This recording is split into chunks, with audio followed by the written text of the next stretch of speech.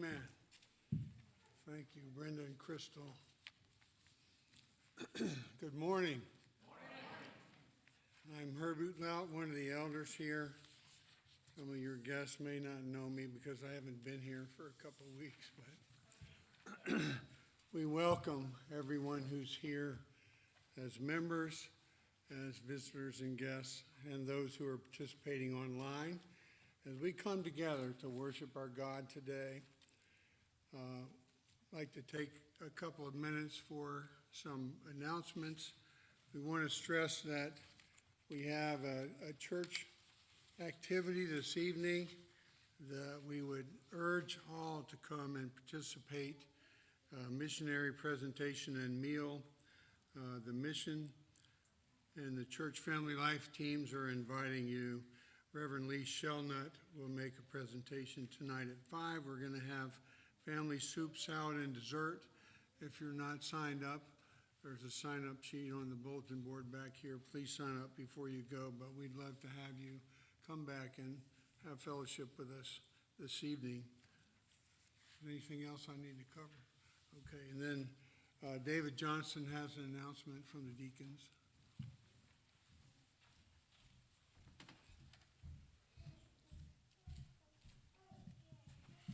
Good morning. Thank you. We've had as you well know, we have some people that will occasionally come on the church grounds looking for money or looking to get money for various things, and it's created a problem. Recently, we had a member of our church who was literally trapped inside of the church by some homeless people going around rattling all the doors, rattling all the windows, trying to get in. And so it's created a problem. So the deacons looked at the problem. We've taken a vote. And we're going to ask that no one give any kind of money or financial benefit to anyone who comes on the church grounds. And that would also include, like, don't say, okay, you can follow me to the gas station, I'll buy you gas. We need to discourage these guys coming on the church grounds. We are also looking at some ways that we can funnel some help to these people properly and through proper channels, and we'll have more on that. And that's it. Thank you, David.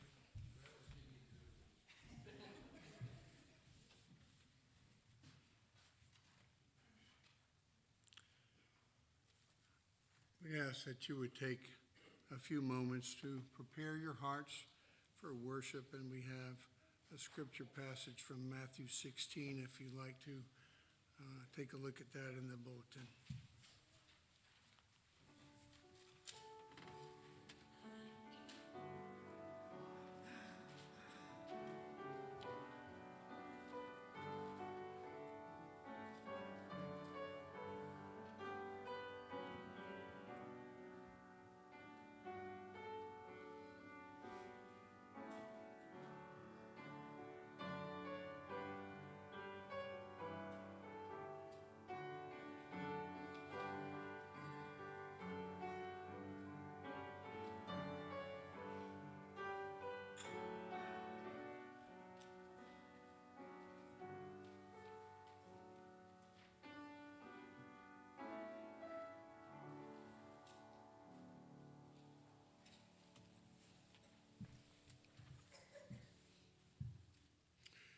Our call to worship is in your bulletin, or you may follow along in your copy of God's Word. It's from 1 Chronicles chapter 16 and selected verses.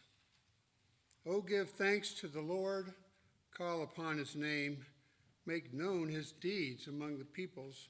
Sing to him, sing praises to him, tell of all his wondrous works. Glory in his holy name. Let the hearts of those who seek the Lord rejoice. Seek the Lord in his strength. Seek his presence continually. Sing to the Lord, all the earth. Tell of his salvation from day to day. Declare his glory among the nations, his marvelous works among all the peoples. For great is the Lord and greatly to be praised, and he is to be feared above all gods. For all the gods of the peoples are worthless idols, but the Lord made the heavens. Splendor and majesty are before him. Strength and joy are in his place. Ascribe to the Lord, O families of the peoples. Ascribe to the Lord glory and strength. Ascribe to the Lord the glory due his name. Bring an offering and come before him. Worship the Lord in the splendor of holiness. Our God is so wonderful. He put this passage in my mind before I even knew what this first hymn was going to be. But we are going to sing praise to our holy and awesome God from Trinity Hymnal number 100, Holy, Holy, Holy. If you would stand and let's sing this together.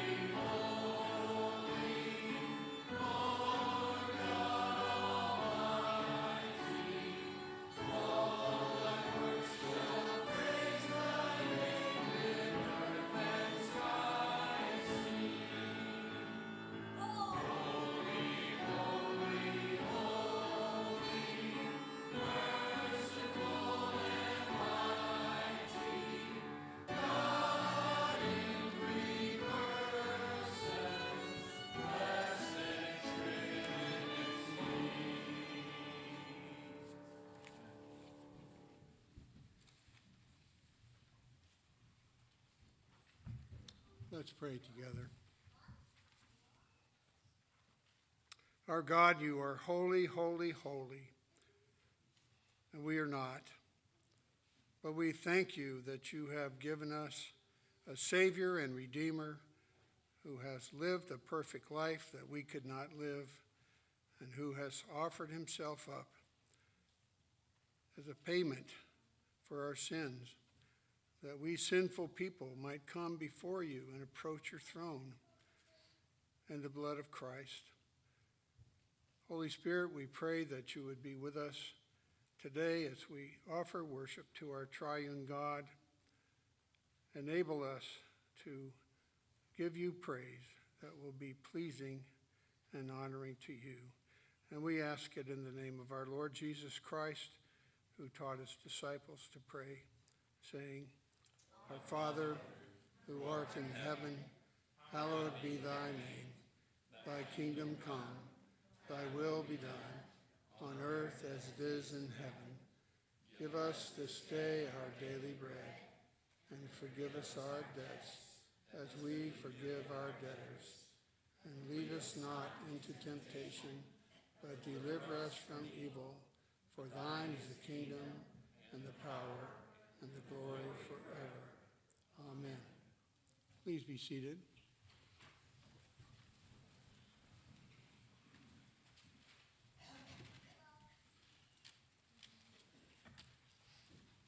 As we are sinners coming in the presence of a holy God, it is appropriate for us to confess our sins. Let's read this together, the confession of sin that's in your bulletin. Eternal God, in whom we live and move and have our being, whose face is hidden from us by our sins, and whose mercy we forget in the blindness of our hearts, cleanse us from all our offenses, and deliver us from proud thoughts and vain desires, that with reverent and humble hearts we may draw near to you, confessing our faults, confiding in your grace, and finding in you our refuge and strength through Jesus Christ, your Son. Our God is gracious to pardon us. Through the blood of Christ, we read an assurance of pardon from Psalm 103. The Lord is compassionate and gracious, slow to anger, and abounding in loving kindness. He has not dealt with us according to our sins, nor rewarded us according to our iniquities. For as high as the heavens are above the earth, so great is his loving kindness toward those who fear him. As far as the east is from the west, so far has he removed our transgressions from us. Praise be to God for the gospel of the redemption of Jesus Christ for those he has called. Let's stand together and confess our faith from the Heidelberg Catechism, question 31. Why is he called Christ, meaning anointed? Because he has been ordained by God the Father and has been anointed with the Holy Spirit to be our chief prophet and teacher, who fully reveals to us the secret counsel and will of God concerning our deliverance, our only high priest, who has delivered us by the one sacrifice of his body, and who continually pleads our cause with the Father, and our eternal King, who governs us by his word and spirit, and who guards us and keeps us in the freedom he has won for us. Please be seated. Will the children please come forward for the children's sermon by Elder Joel Reed.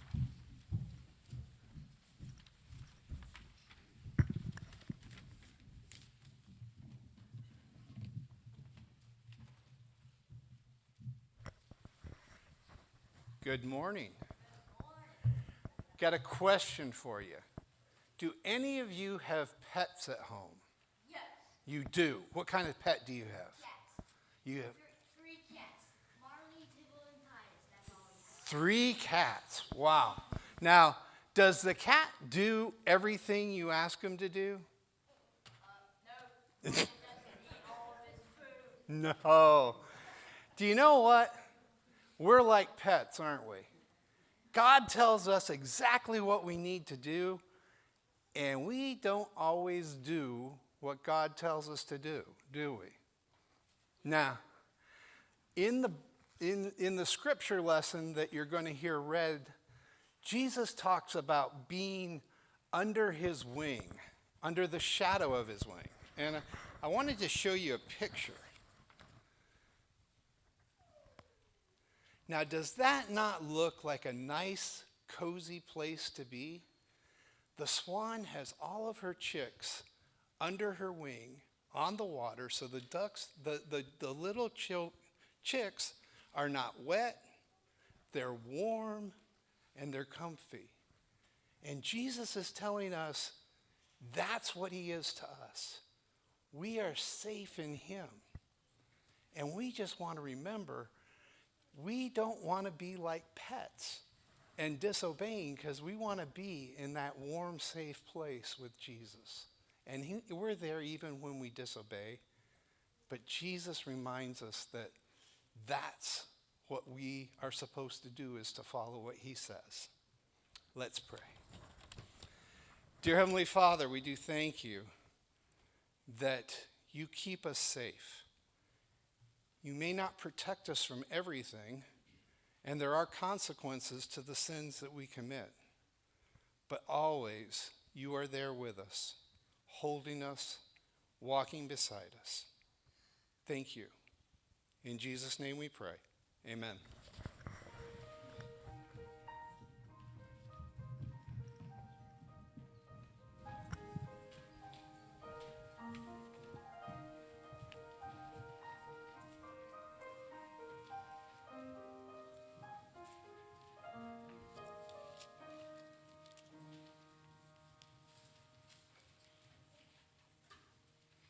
Thank you, Joel. Our scripture reading today is from 2 Thessalonians chapter 1, and verses 1 through 12. If you would like to follow along in your copy of God's Word, there are copies in the chair backs too if you don't have your Bible with you.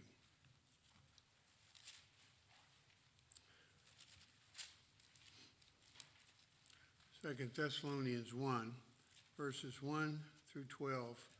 Paul, Silvanus, and Timothy, to the church of the Thessalonians in God our Father and the Lord Jesus Christ, grace to you and peace from God our Father and the Lord Jesus Christ. We ought always to give thanks to God for you, brothers, as is right, because your faith is growing abundantly, and the love of every one of you for one another is increasing.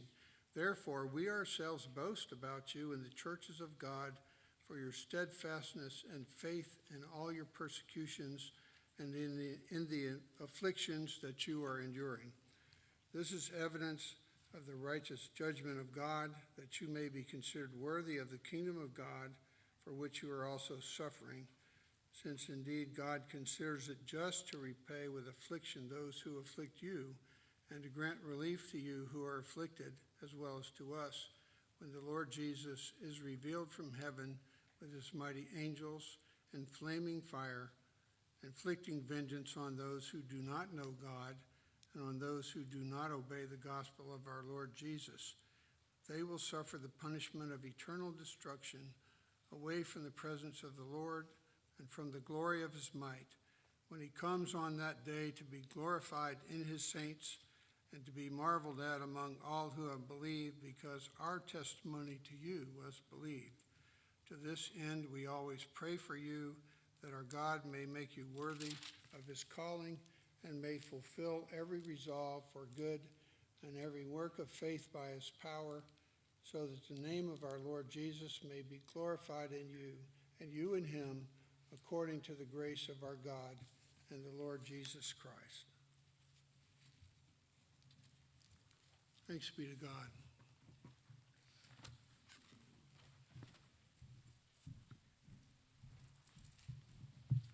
Let us go before our God once again in prayer. Not to us, O Lord, but to your name be glory, now and forever. You have called us to worship you, to glorify you in our lives and all that we do, whether we eat or drink or do anything whatsoever. How much more, O Lord, is it appropriate that we proclaim your praises today, here on the Lord's day, among your people in corporate worship. We thank you, Lord, that you have not left us to live out the Christian life alone, but you have gathered us together under your wings as a people, united in Christ.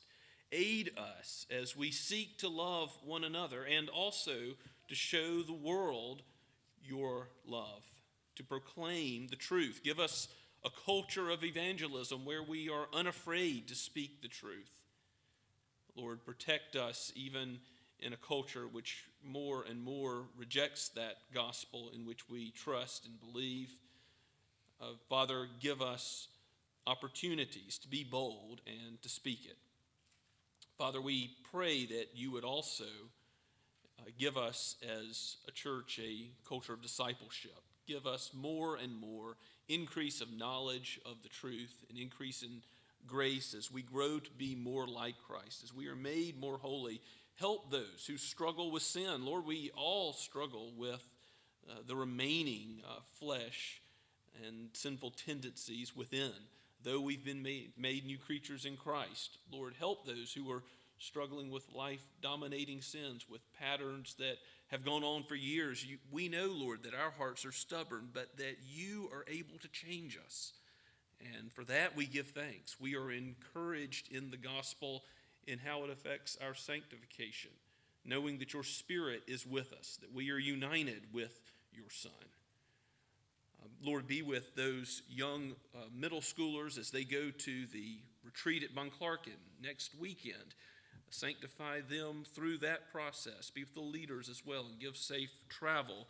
We pray for our gathering with Lee Shelnut tonight, that we would learn of what you will be doing through his ministry with World Witness. And Lord, allow us to join with that kingdom work. May your name be glorified through the youth group here at Scotts Kirk.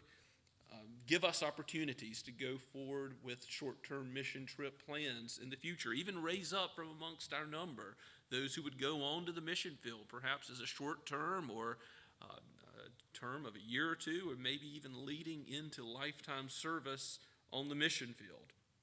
We pray for those helping refugees around the world even now. We think of the Van Dalens in Lithuania and how their church has taken in 10 refugees and become a shelter to them. Lord, bless their efforts to show compassion on these refugees from the Ukraine. We also pray for the work of Scott Andes as he has gone over to be about this very labor. And Lord, we know that there will be others in places like Germany and elsewhere in the future. And we pray for the Whitties in Spain and how you have brought more to worship in their facility and more opportunities to minister to the needy for them as well. We pray that you would bless their labors, that the name of Christ may be glorified.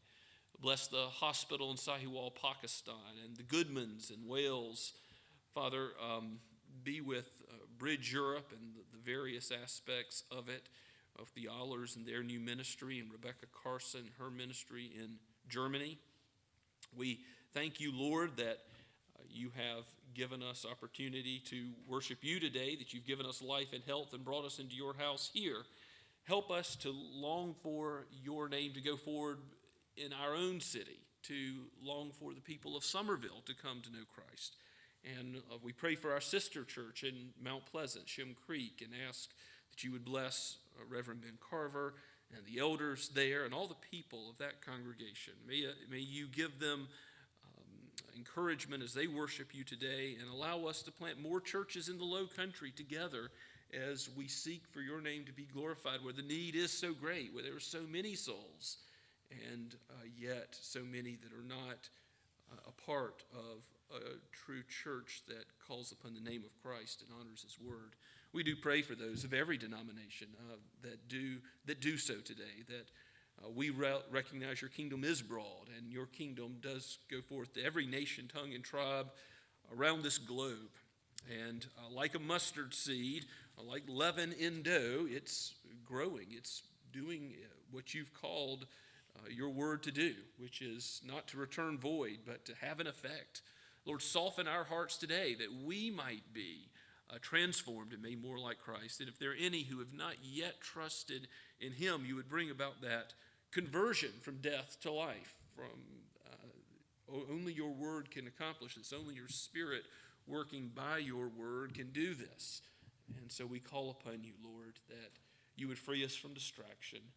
Focus our minds upon what you say, what is flawless and perfect and true, just as you are truth, O Lord Christ. May we know you, the narrow way, and enter into good pasture here in this life and forevermore with you as our shepherd. We pray all this in Jesus' name. Amen.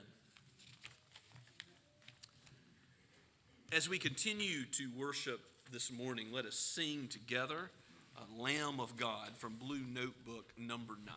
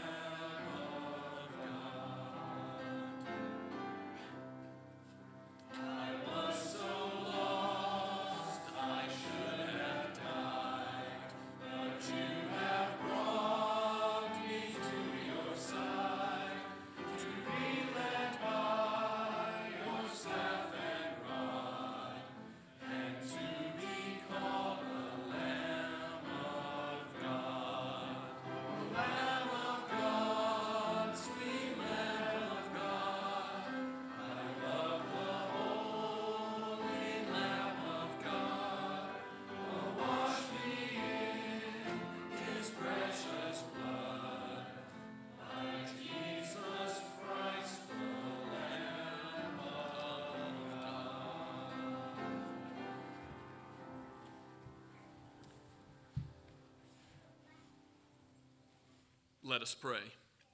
Father, Son, and Holy Spirit, we give you thanks for this opportunity to proclaim praise for the Lamb who was slain for us. Father, we pray for those who are in need today. We think of the world, and we do pray for peace. We ask, Lord, that you would be with those in our own congregation who are sick or ill. Particularly, we pray for Gay Schaefer as she is in the hospital. Father, we also ask that you would bless our gifts, our tithes and our offerings. We know that all things belong to you, but we give back to you knowing that you've called us to a life of service, a life of being a living sacrifice, even as our life is not our own, but was paid for by the precious blood of our Savior Jesus Christ. For it is in his name we pray. Amen.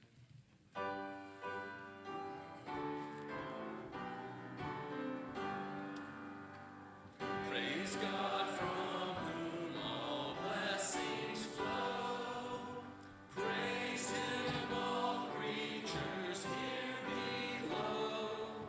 Praise him above the heavenly host. Praise Father, Son, and Holy Ghost.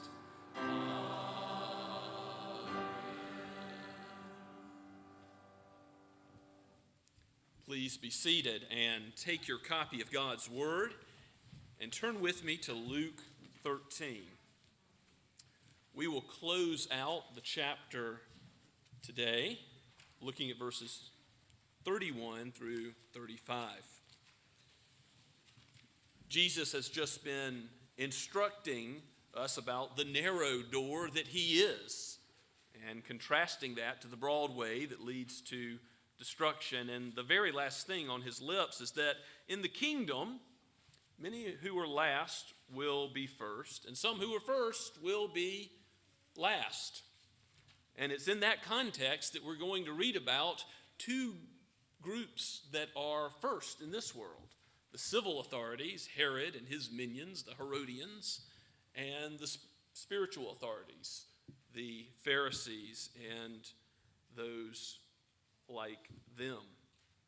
We know that Jesus has had previous encounters with scribes and Pharisees and those who he pronounces woe against because of their externalism, because of their contentment to be satisfied with a religion that does not trust in him, that does not even understand the Old Testament aright, but that looks only to please men, not God.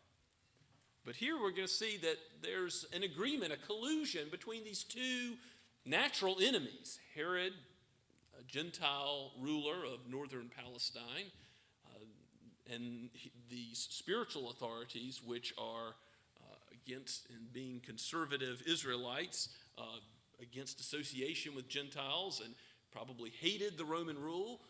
But yet Herod, as the puppet king, they are going to collude together because they hate someone enough that they will work together as friends.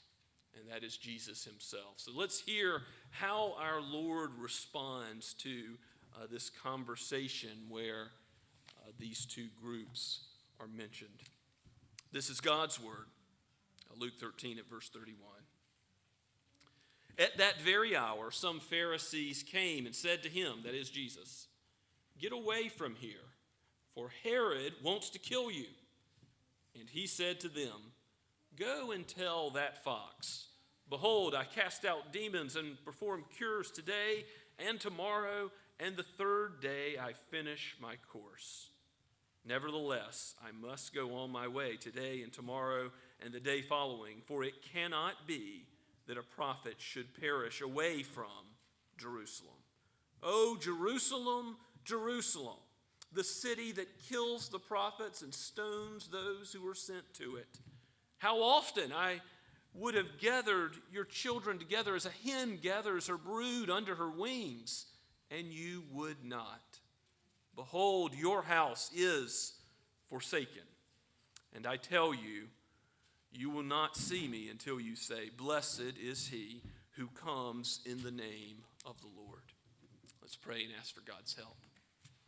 Oh, Holy Spirit, you have given your word in written form so that we might have it and objectively look at the words of Christ himself. Now teach us what it means, that we might understand it aright, that it would not merely go in one ear and out the other, but that it would affect our zeal and our hearts and our hands and our feet. Have us live according to what your word, even our Savior himself, in it teaches. For we pray in Jesus' name, amen. So did you catch the collusion between the Pharisees and Herod? On the surface, it looks like Jesus is being warned by the Pharisees as if they're his friends. But we know that's not the case. And Jesus, of course, knows what's in the heart of men. He knows their intentions. He might have thanked them for this warning, but he does nothing of the sort because he knows he is ultimately being attacked by them. Look back at verse 31. At that very hour, some Pharisees came and said to Jesus, "Get away from here." You see what they want Jesus to do. They want him to leave this region, and they want him to go to Jerusalem. Why? Because then the powerful Sanhedrin can get its claws into Christ. That's Jesus' ultimate purpose, to set his face toward Jerusalem, to give up his life, to lay it down as that perfect sacrifice. He is the priest that lays down himself as the offering for sin. He's also a king. He'll have a sign written over his head one day, King of the Jews. But in our text today, we're going to see he's a prophet. He's a prophet, priest, and king. And Jesus says that it had to be the case that he, like the other prophets, from Abel to Zechariah, his blood would be spilled in Jerusalem, but not yet. His course had not yet brought him to Jerusalem. It's true that Herod wanted to kill him. The Pharisees were perhaps giving a true warning, but Jesus says of Herod in verse 32, "Go tell that fox." That's not a kind description. It's like calling a politician a snake. He's cunning and underhanded, but also weak. He's not able to affect much because Jesus is the King of Kings. Herod is but an earthly king. "Go tell that fox, behold, I cast out demons and perform cures today and tomorrow, and the third day I finish my course." And this Jewish idiom, this way of speaking, one day and another and the third day, Jesus is saying, I've still got to travel around these parts now while he's in Herod's jurisdiction. Now remember, this is Herod Antipas. This is not Herod the Great that killed all the young Jewish boys in Matthew chapter 2. This is his son, who was known for his immorality, as his father was known for his brutality. And Herod may well have wanted to kill Jesus, but he wanted to use the Pharisees to do so because he had already taken a bit of political backlash over the killing of John the Baptist, the co-laborer with Christ, who was beheaded. And of course, he was sort of tricked into it, but we've read about that earlier in Luke's gospel. John the Baptist was already killed, and that was an unpopular move by Herod. So he wants to get the Pharisees to do his dirty work for him, and the Pharisees are glad to do it, to be this strange bedfellow with Herod, because they want Jesus to move out of this region and go to Jerusalem. Jesus says he will go there. He will finish his work. He will finish his race. Nothing's going to distract him. No threat of power of kings is going to distract him from doing his work. But right now, his work is to do what? Here where he is. It says, behold, I cast out demons and perform cures today and tomorrow. And the third day, I must finish my course. Jesus is going to do what he came to do. And we've been seeing that throughout Luke's gospel. Certainly, it's the case that he loved Jerusalem. We've seen, if you compare gospel with gospel, that he's been in Jerusalem several times now. But he's going there to die. His face is set like a flint to finish his work.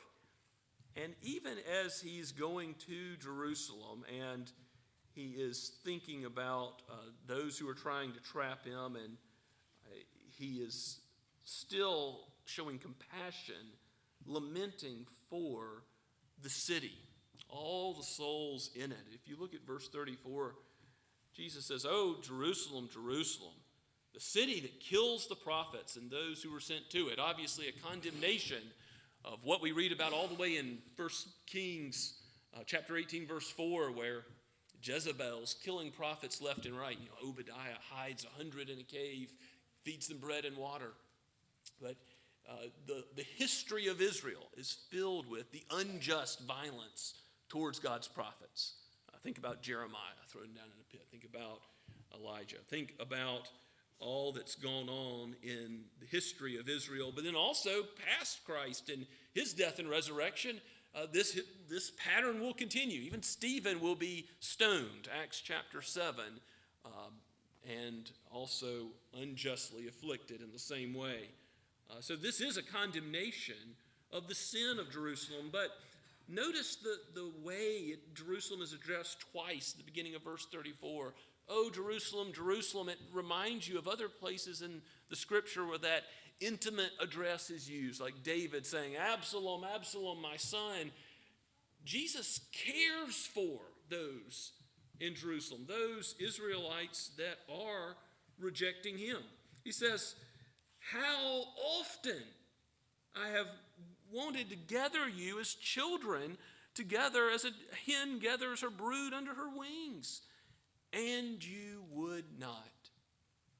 You understand that God's sovereign, predestinating authority over all this world that elects some to salvation and others he passes over, it never is the case that some want to come to Christ but are held back by his sovereign decree. No, those who are decreed not to come to Christ don't want to come to Christ. They never had their deadness in sin transformed so that their desire is to come to Christ. If your desire today is to come to him, then you ought to know that he cares for you, and enter through that narrow door and know him as the good shepherd of your soul now and forever.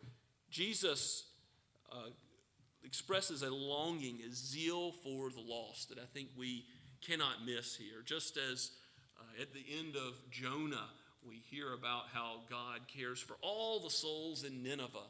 Even as these men and women and boys and girls in Israel are rejecting Christ, Jesus says, "Oh, that they would come. Oh, that they would believe the gospel as it's freely offered." Remember, that free offer of the gospel is true, that all who would believe in Christ, he will not cast out. He will welcome, and they will have everlasting life. He didn't come to condemn the world, but to save. There will be a time when he comes in power and glory, when the door will be shut and the time for repentance will be done. But that time is not yet. And Jesus says that in verse 35, "Behold, your house is forsaken." That's a decree of judgment, a judgment to come in 70 AD. The historian Josephus tells us what it was like. Not one stone was left upon another.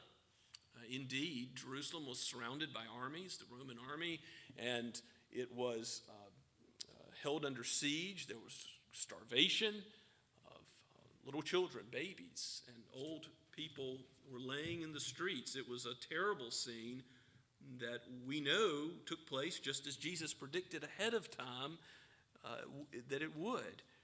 But before that day comes, before the house of Israel is utterly forsaken, before there's no more temple, before there is no more people of God in Jerusalem as before in all of history, Jesus says, "I tell you, you will not see me until you say, 'Blessed is he who comes in the name of the Lord.'"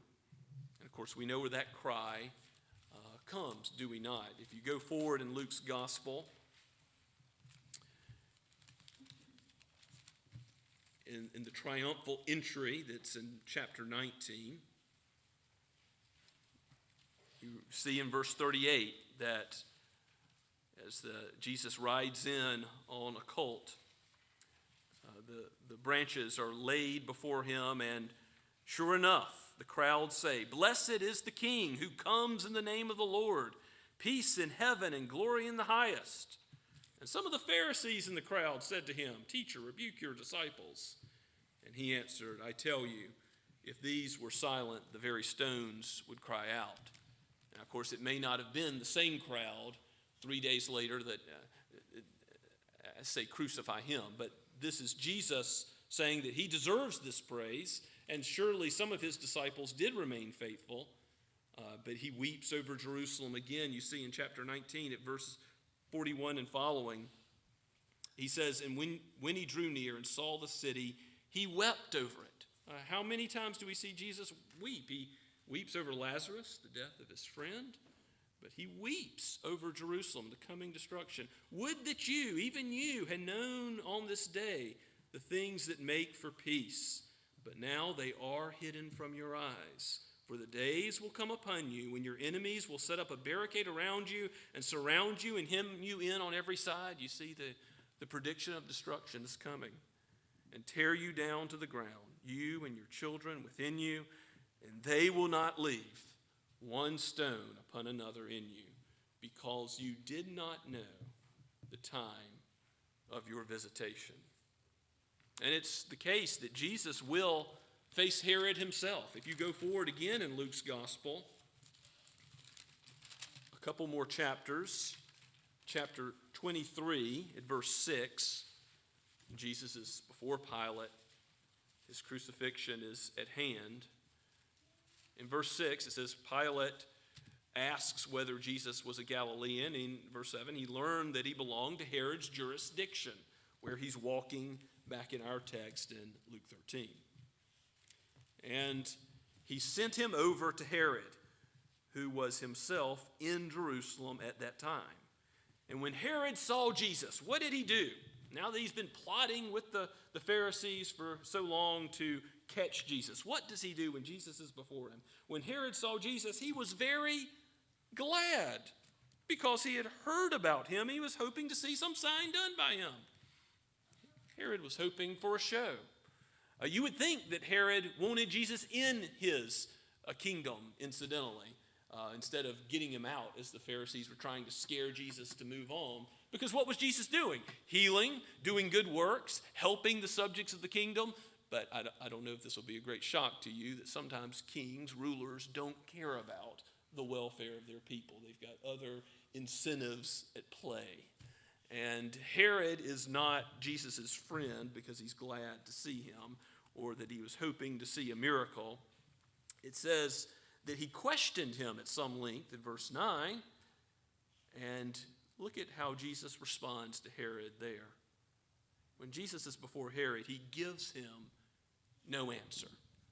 Now, Jesus could have argued with Herod and won. He could have given him any answer about anything. But he keeps his mouth shut as a lamb silent before his shearers. He is going to the cross to die, not to argue with Herod. And that pretty much means that Herod is a dead man.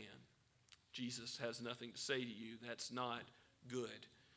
Herod and Pilate worked together to deliver Jesus over to be crucified along with the crowds. And soon his mission is finished. He cries out on the cross, tetelestai, that Greek word which means it is finished, a banking term, which means the debt is paid. We talk about the finished work of Christ, and that's what we mean. That he went to Calvary and did everything necessary for our salvation. He lived the perfect life we haven't lived, and he died the substitutionary death we deserve to die. And so when we have faith in Christ, when we trust in him, it means his perfect life is credited to us. God doesn't judge us based on our life at all, good deeds or bad. He judges us based on the good or bad deeds of Christ, which are all good. And he judges our sin to be paid for in full by Christ. And that is his finished work, the finish line of Jerusalem. What he's going to do on that third day, he did. No man could stop him. He completed his race.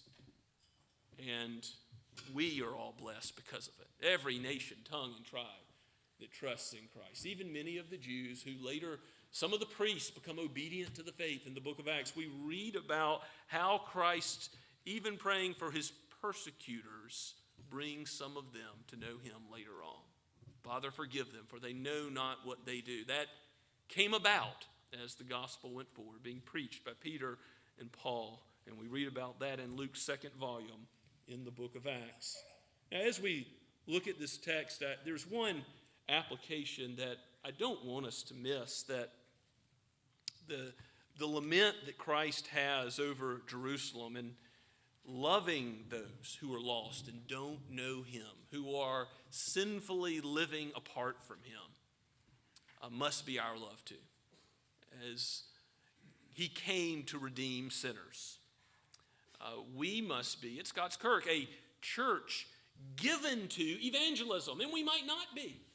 We might neglect this aspect of God's call if we're not careful, because there's so many people in Somerville. We might just try to build Scott's Kirk with Christians and build them up in the truth. And I'm not saying we neglect sanctifying believers and reaching out to other folks who want the gospel, want to understand God's word. But we err if we are not speaking the gospel to our neighbors who don't know Christ. If we're isolating ourselves from unbelievers, it can be easy to do, to turn inwards, create a Christian bubble. I hope we'll be teaching our children this, to have a zeal to love non-Christians, even though they do live like non-Christians. May God help us to have, yes, a culture of discipleship. Yes, care about our covenant children. Yes, care about our internal growth and fellowship and love in the body. But also, may he give us a culture that is zealous for the lost. Ask yourself, do you have the heart of Christ to weep over the lost, to weep over and pray for those who have a judgment coming if the day of visitation, the day of salvation is not taken advantage of before Christ comes in glory? That narrow door will be shut soon. Behold, he is coming quickly, and that's good. But may we give the gospel to all those we meet. For God knows his elect, and he will bring them in by the power of his Spirit. He will draw to himself those who are his sheep. Let us take comfort and encouragement in our Lord's finished work, for it is powerful and effective to bring in all those he calls. Let's pray together. Father, we thank you for Christ and the work that he has done as our prophet, the final prophet, the greatest prophet, and as our king, the one who sovereignly rules over all human authorities and also over his church. But, oh Lord, we praise you for his work as our priest, as he has laid down his life and finished the work for us. Let us not keep this gospel to ourselves. Give us hearts that burn with a desire and a willingness to be bold in speaking it to our family members, to our neighbors, to our co-workers. Help us to be intentional about sharing the gospel. Lord, help us to be truthful and to be bold, but also to be meek and to be humble. Let us be about the work of your kingdom, not for the sake of our name, but for the sake of your name to be glorified. We pray in Jesus' name. Amen.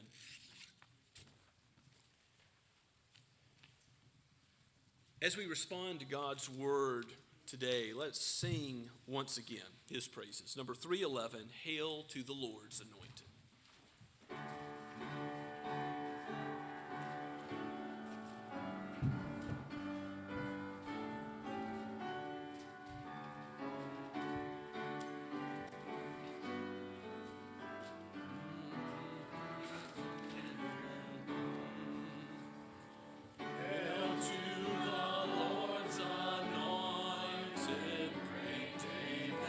Greater Son, hail